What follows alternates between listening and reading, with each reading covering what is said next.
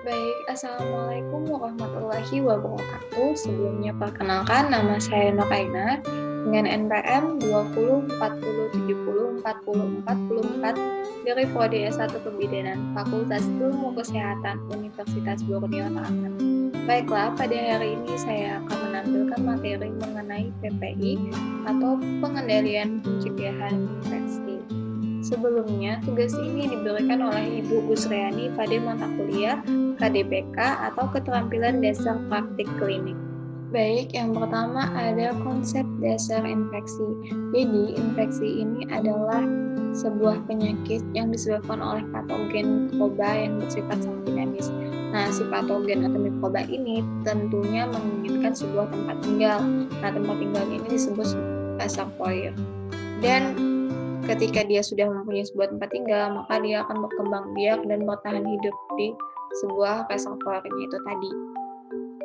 Penyebaran mikroba atau patogen ini tentu sangat merugikan bagi orang lain, terutama orang yang dulunya sehat terus jadi sakit, apalagi yang orang sakit akan bertambah menjadi sakit. Nah, untuk dari mikroba patogen ini, dia terdiri dari virus, bakteri, jamur, parasit, protozoa, parasit multiseluler, dan protein yang menyimpang. Baik, selanjutnya ada rantai infeksi. Jadi rantai infeksi ini adalah siklus dari mana si agen infeksius ini dari tempat tinggalnya sampai bisa menyebabkan sebuah penyakit infeksi. Jadi yang pertama ini ada agen infeksius atau penyebabnya, pelakunya, atau dalang dari balik semua ini. Lalu si agen infeksius ini mempunyai sebuah tempat tinggal yang dinamakan reservoir. Nah, reservoirnya ini bisa saja seperti manusia, orang yang sakit misalnya, atau lingkungan yang tidak baik, tumbuhan, hewan, dan lain-lain. Nah, ketika dia sudah mempunyai tempat tinggal, dia akan keluar dari tempat tinggal tersebut melalui portal keluar. Dari portal keluar inilah terjadinya cara penularan, baik itu yang secara langsung maupun tidak langsung. Setelah adanya penularan tersebut, maka si agen infeksius ini akan masuk melalui portal masuk, melalui penjamu. Penjamu ini bisa berbagai macam, misal manusia, ada hewan, tumbuhan, dan lain-lain.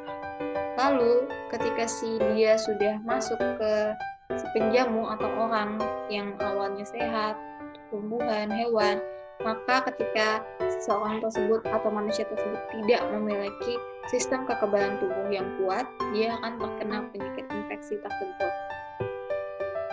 Selanjutnya ada konsep asepsis. Jadi konsep asepsis ini adalah upaya untuk pencegahan terjadinya penyakit infeksi. Yang pertama, asepsis ini terbagi atas dua. Ada yang medisnya dan ada yang bedah. Nah, kalau asepsis medis ini, dia adalah tindakan atau proses yang dilakukan untuk mengurangi mikroorganisme dan penyebaran penularan penyakit infeksi. Contohnya, seperti mengganti linen tempat tidur klien, lalu mencuci tangan dengan baik dan benar, dan menggunakan cangkir untuk mengobat. Selanjutnya ada asepsis bedah. Nah, asepsis bedah ini adalah tindakan atau upaya untuk menghilangkan mikroorganisme. Misalnya pada tindakan bedah atau perawatan luka itu digunakan alat-alat yang steril, alat-alat yang sudah terjamin kebersihannya agar tidak lagi terjadi komplikasi seperti penyakit infeksi yang berbahaya.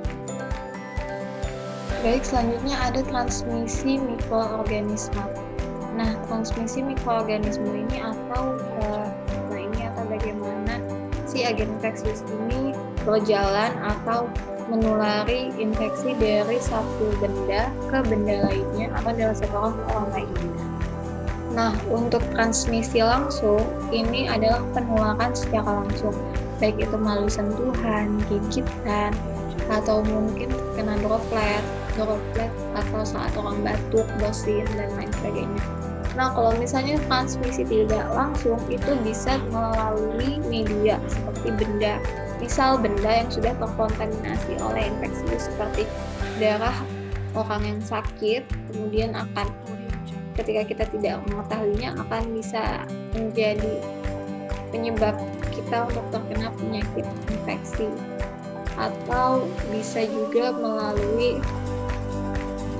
makanan, minuman, air, udara, dan lain sebagainya.